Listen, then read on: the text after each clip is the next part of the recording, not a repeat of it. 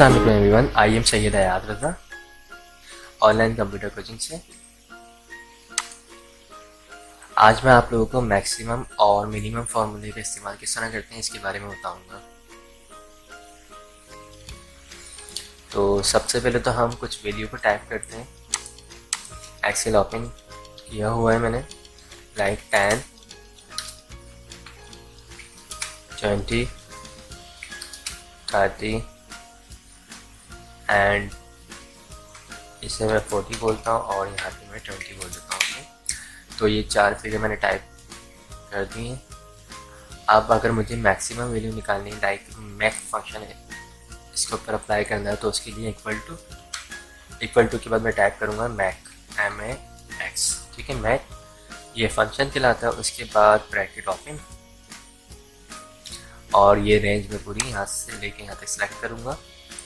उसके बाद bracket close, then enter.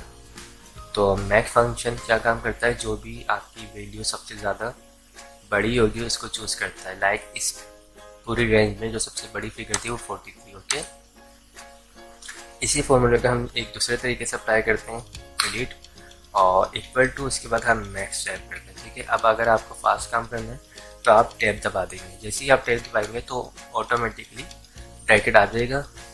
इसको हमें रेंज को दोबारा सेलेक्ट करना है, उसके बाद ब्रैकेट क्लोज।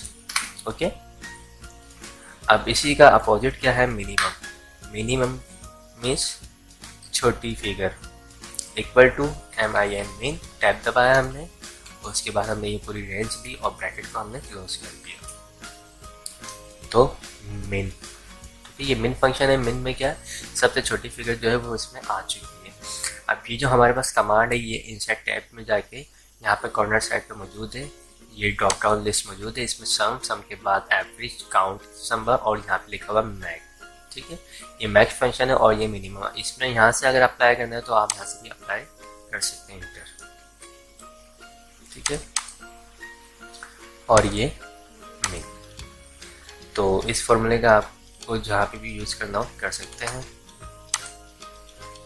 इस वीडियो में मैंने आपको मैक फंक्शन और मिनिमम फंक्शन के बारे में बताया है। अगर आप लोगों को मेरी वीडियो पसंद आई हो तो इसे लाइक ज़रूर कीजिएगा। Thanks for watching. खुदा हाफिज़।